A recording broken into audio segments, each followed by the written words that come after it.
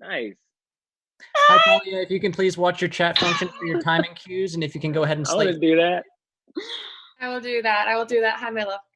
Hi.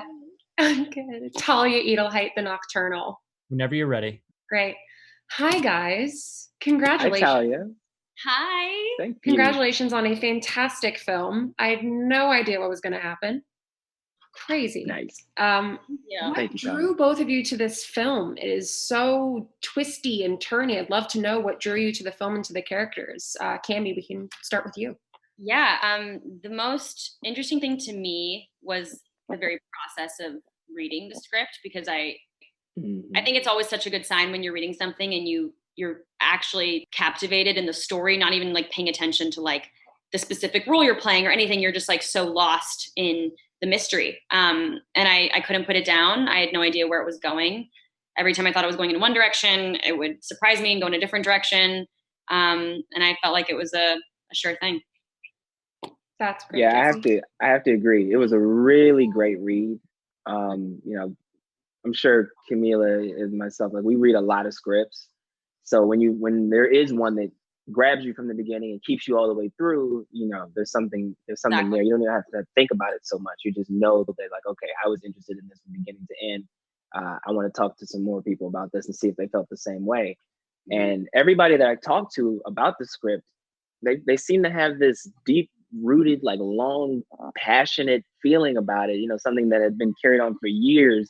It's like the writer's like, yeah, I wrote this 20 years ago and I've just been improvising, I've been revising it. And I was like, oh, wow. And Yeah. the director talked about how much, how badly he wanted to tell this story. And I talked to Camila and she seemed like she had a really great grasp on that Katie character. So it was all those moving parts kind of coming together and everyone sort of having the same outlook about it as me.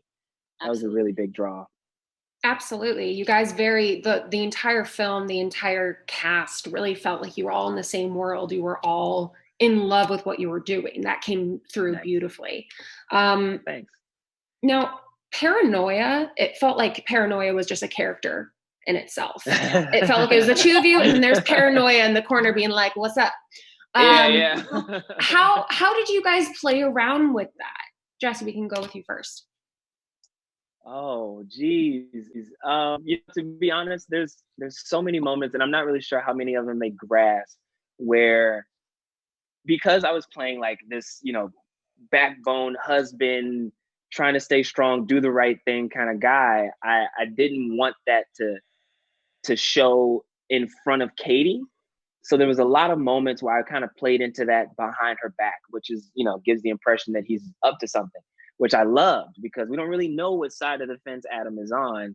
But like you said, Paranoia was absolutely there in almost every single scene, but trying to mask it, trying to keep it, out of his mind was something interesting to play with. And I don't know if Camila caught me a couple times or not, but I was doing some sneaky stuff behind her back. I was worried quite a bit, but I tried to keep it hidden from her.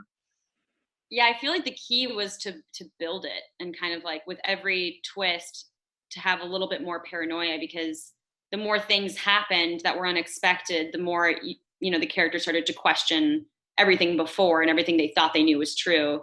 So I think it was trying to like up the intensity every time there was a new turn.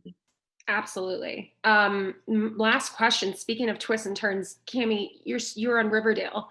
That is the epitome of twists and turns in every screen page. Yeah. How is working on this film different from The Town with Pep?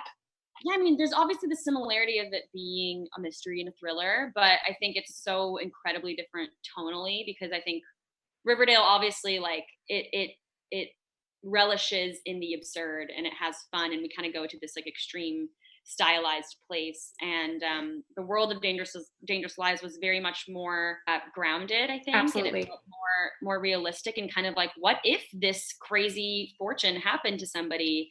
They moved into this huge house and all these crazy, absurd, mysterious things kept happening. Like, what would that actually look like? And that's kind of what this movie felt like. Absolutely. Well, thank you both so much for talking with me today. It was a pleasure. Nice to meet you, Talia. Nice to meet you. College together, for those who don't know. She's one of my good friends. Yeah. I love it. So thank you both so much. And Cami, I love you.